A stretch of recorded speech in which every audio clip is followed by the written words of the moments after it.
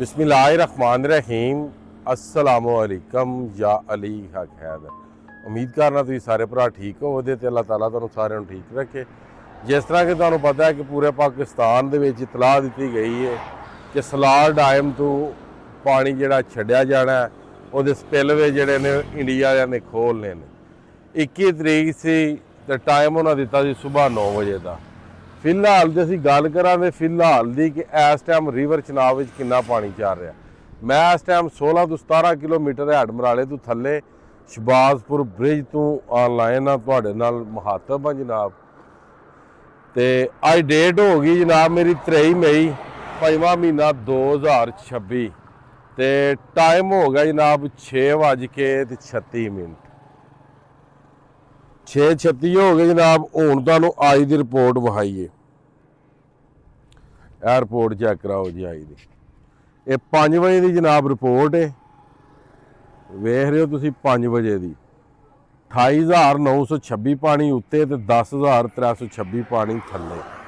ठीक है 23/5/2026 6 बजे की रिपोर्ट है साढ़े कोल। असी वीडियो बना रहे हैं 6:36 आते यानी कि हुण तू 36 मिनट पहला साढ़े को रिपोर्ट आई। असी रिपोर्ट देनी होंदी है मेरा भरा मौके की कि मौके ते की चल रहा। ठीक है बाकी जेडे अलर्ट ने सियालकोट DCO AC कमिश्नर उन्होंने अलर्ट जारी किए है। तुहानू पता ही है कि जेड़ा दुश्मन होंदा ना, ठीक है, तो डरपोक दुश्मन जेड़ा होंदा वो तुहानू पता है कि हमेशा जेड़ा ना हमेशा वो कंड पिछे वार करदा। जेड़ा दुश्मन तुहाडा तगड़ा हुंदा ना वो हमेशा तुहाडे सीने ते वार करदा ते तुहानू दस के करदा। ठीक है तो इधर विखाओ दरिया की सूरत हाल।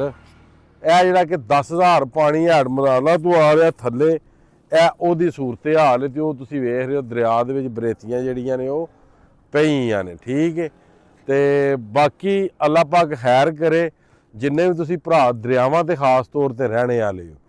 तुसा अपनी हिफाजत करनी है, जी थोड़ी मशीनरी है वही हिफाजत करनी, जो थोड़ा माल मवेशी वही हिफाजत करनी, क्योंकि 21 तो लाके 3 मई तक का अलर्ट है। ये हूँ जी 3 मई है ये गुजरे दी तो फिर ही कुछ आख्या जा सकता है कि पानी नहीं होना। जिन्ना तक हूँ 3 मई नहीं आती गाए बगाए एक अद्धी जी वीडियो वे वो तुहाडे नाल इंशाअल्लाह ताला जी शेयर है होंदी रहेगी, ताकि तुहानू पता लगता रहे कि दरिया की की सूरत हाल है। उस तो बाद अगर जे कोई गलत खबर तुहाडे तक पहुँचाता है कि 10 लाख या 20 लाख या 25 लाख या 7 लाख पानी आ गया, वो तो भी तुहानू पता लग जाए कि पानी हले आया को नहीं। अगर पानी आया तो सब नौ पहली वीडियो इंशाअल्लाह अपने भरावां तक पहुँचेगी कि अलर्ट हो जो पानी आ गया।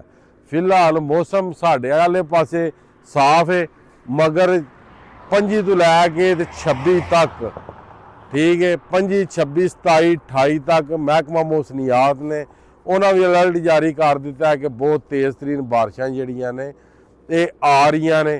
ठीक है बारिशां के स्पेलवे जिहड़े ने वो भी दाखिल हो रहे हैं। ठीक है बाकी जनाब असली काम होंदा कि वीडियो तक तुहाडे तक पहुँचानी, वो तुहाडे तक पहुँचा दी है। जेडे भरा वीडियो वेखने वाले ज़्यादा तो ज़्यादा वीडियो शेयर कर दिओ। बाकी जनाब अज की वीडियो तो अज का व्लॉग खत्म करने, मैनू दिओ इजाजत। नैक्सट वीडियो आने तक ज़्यादा से ज़्यादा अपना ख्याल रखियो, अपनी खास दुआओं मैनू याद रखियो। तो इंशाअल्लाह मिलने नैक्सट वीडियो नाल। उस तो बाद रिवर चनाब के उत्ते उन्हें दफ़ा 44 ला दी है तो दफ़ा 44 तो बावजूद भी साड़ियाँ मावां भैणां को नहीं मुड़दियाँ दरिया आने तो। यह सामने तुसीं वेख सकते हो। बस इन्ना ही विखाओ जी। तो बाकी नाल छोटे छोटे बच्चे भी ने, फिर जो दरिया के डुब जाते हैं तो फिर रोंदे ने बह के। तो बेहतर यही होंदा कि इस पानी तो दूर रहो, अपनी हिफाजत फरमाओ, अपने बच्चों की हिफाजत फरमाओ।